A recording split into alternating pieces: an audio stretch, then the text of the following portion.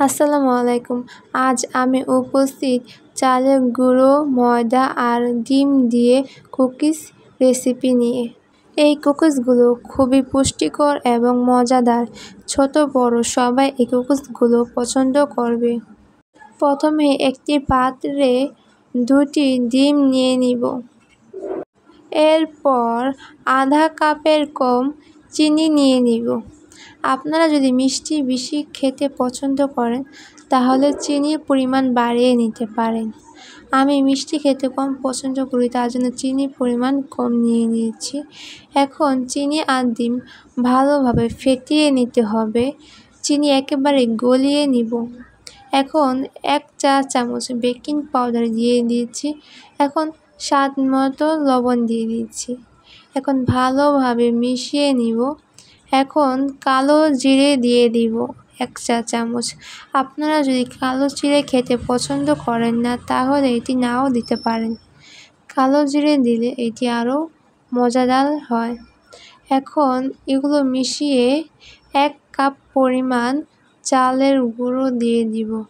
চালের গুঁড়ো দিয়ে ভালোভাবে মিশিয়ে নিয়ে নিব। এখন আধা কাপ পরিমাণ ময়দা নিয়ে নিব। ময়দা নিয়ে ভালোভাবে মিশিয়ে নিব। আপনারা চাইলে ময়দার পরিবর্তে আটাও ব্যবহার করতে পারেন। এখন রুটি বানানোর মতো একটি খামির তৈরি করে নিব। এখানে কোনো পানি ইউজ করবেন না। পানি ইউজ করলে এটির স্বাদটা কমে যায়।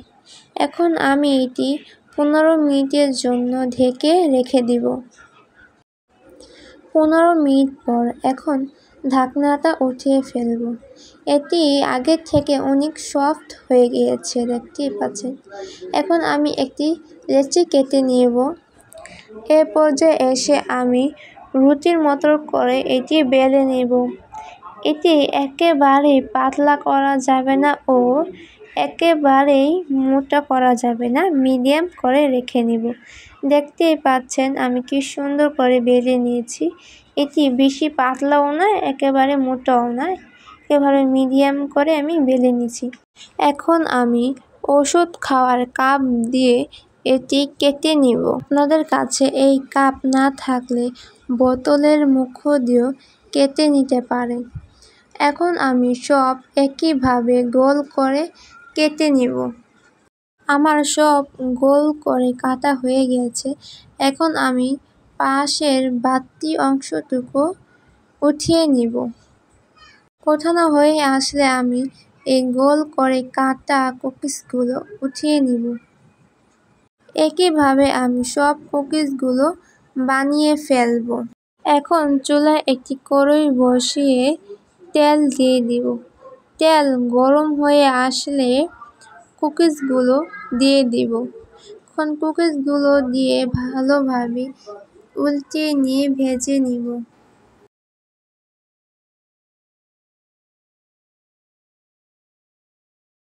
কুকিজগুলো বাদামি রং করে ভেজে নেব।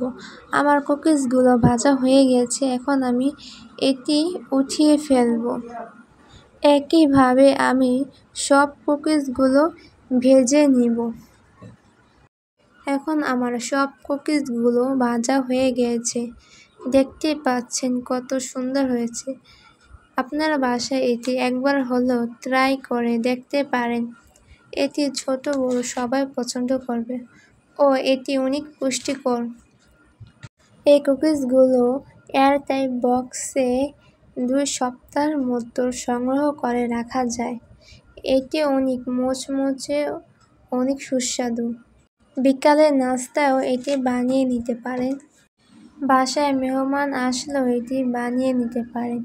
খুবই সুস্বাদু একটি কুকিজ রেসিপি।